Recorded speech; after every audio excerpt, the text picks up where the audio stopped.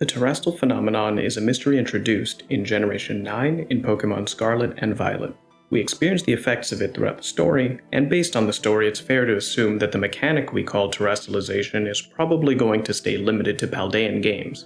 As such, this isn't a video about balancing or fixing Terastallization. This video's topic is truly just a meaningless what-if scenario. What if Terastallization doubled resistance? Specifically, when a Pokemon terastallizes into its own type. Before getting to this question, let's get everyone on the same page about Terastallization. As I alluded to before, Terastallization is the new generational gimmick that is likely limited to Generation 9 and Paldea. Similar to Mega Evolution, Z-Moves, and Dynamax, Terastallization is a once-per-battle mechanic, even if multiple Pokemon on your team are capable of it.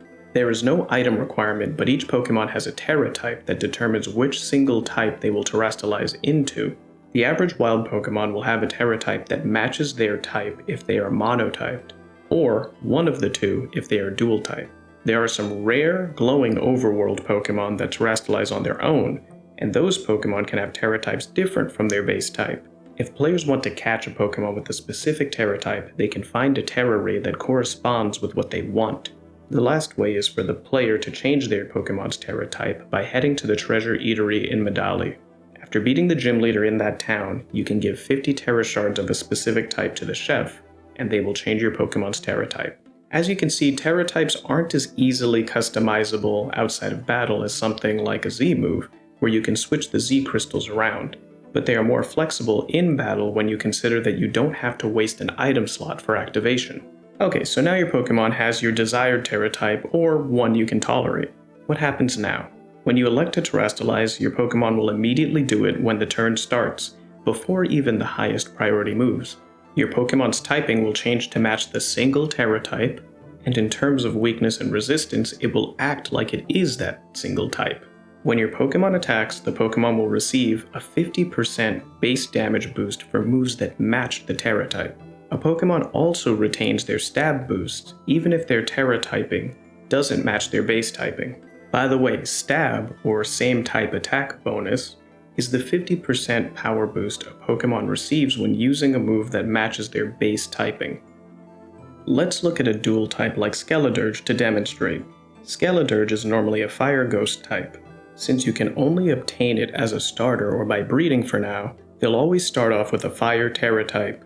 If you terastallize this Skeledirge, it will defensively act like a pure Fire type. It's no longer weak to Dark and Ghost. It's no longer immune to Normal and Fighting.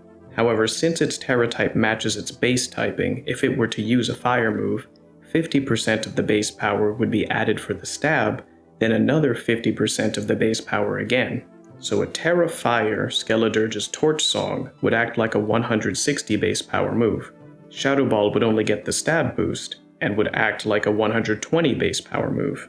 And finally, any coverage moves it has would deal their expected damage. Now suppose you had a second Skeledirge and you changed its Tera-type to Fairy. This Skeledirge, like the last, would have the defensive profile of a single type, but this time Fairy. This time around, because the Tera-type, Fairy, is not one of Skeledirge's base typings, Skeledirge would get Fairy as a third stab option. It retains the 50% boost on Torch Song and Shadow Ball, plus it gains a 50% boost on Disarming Voice because that's a Fairy move. Tera Blast also changes into a Fairy-type move that gets Stab. It's an interesting mechanic to change your type to any one of these 18 types.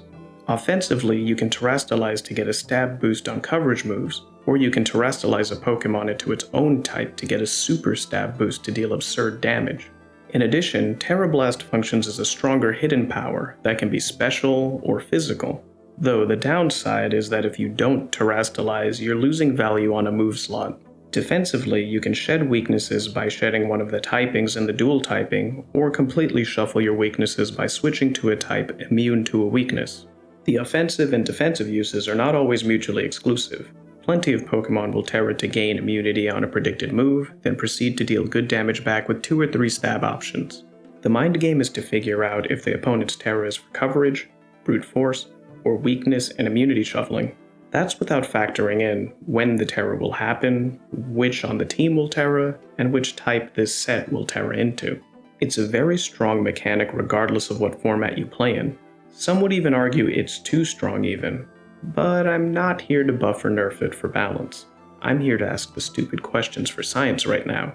And my question is this: if you can Tera a Pokemon into its own type to get a Super Stab, why can't you Tera a Pokemon into its own type to get a Super Resist? Really think about it. Everyone can Tera for extra damage on coverage, but usually only Pokemon who Tera into their own type get the Super Stab boost. Isn't it natural to wonder why everything can defensively Tera into Ghost, Fairy, Water, Flying, and Steel to get the defensive benefits?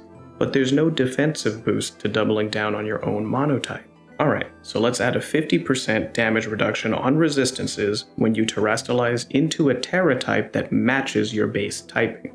So going back to our Skeledirge examples, the first Skeledirge is Tera Fire, remember? Since the Tera type matches the base type, all of Fire's resists would be doubled. However, our second Skeledirge does not have a base Fairy typing, so it would not receive double the resistance when becoming Tera Fairy. What would this change? Here's a few easy predictions. Pokemon that already tend to Tera into their own type, mainly to do extra damage, like Palafin, Fluttermane, Chi-Yu, and Chien-Pao, will definitely appreciate the free defensive buff. Suddenly having your resists all act like double resists is useful in general, even on frailer attackers. Bulky attackers with good resists will love the ability to funnel some defensive investment into offense, assuming it's part of your strategy to Tera that specific Pokemon. Pokemon like Tyranitar, Metagross, Heatran, Gliscor, and other things that can take hits well and still do big damage in return. Their resists and stab of their choice are amplified, so they will likely live longer. Pokemon of this archetype will be harder to KO and harder to wall. As for the purely defensive Tera, it's usually better to Tera for offensive reasons, since doing a purely reactive and defensive Tera might mean you're on the back foot in a match. You might Tera to shed a weakness to reduce damage for a predicted attack, but that defensive Tera still needs some bite to it so that the opponent can't just set up on you in singles or ignore you in doubles, for example. Naturally, dual-type Pokemon with the highly resistant type might opt to Tera into a type for the super resists. I could picture the many dual Steel types appreciating that going Tera Steel will instantly turn their 10 resists into 10 double resists. Yeah, that's a scary thought, right? Imaginez l'escargot cavalier escavalier. Yes, it doesn't exist in Scarlet or Violet right now, but this is a conceptual discussion. Also, for those of you that don't know, leaving Kalos to reach Paldea can be difficult. It probably got stuck in the Randora region trying to go around Pôle du Cotillon. Back to our example, the moveset would be something like Iron Head, Megahorn, Knockoff, and Swords Dance. The idea is to get in and set up to do damage, or knock off their item and come back later to set up. You can Tera Steel to make your stab Iron Head as strong as your stab Megahorn. Additionally, with this hypothetical change, Escavalier would have plenty of opportunity to Swords Dance and throw out attacks because it would take 25% damage from all resisted hits. What do you think about this hypothetical situation? How would it affect the game if Terastallizing into your own type doubled your existing resistances? Would it be more worth it to go for the defensive Tera? Or would it make offensive Tera better because of the bulk? Would we see an increase in bulky offense?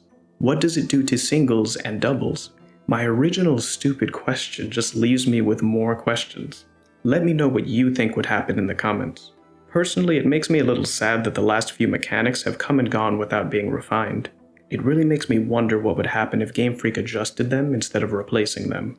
I know it can be modded into emulators and simulators, but I'd love to hear Game Freak's reasoning and vision for their mechanics. Until then, we can only analyze their actions. That's all I've got. See you some other time. Au revoir.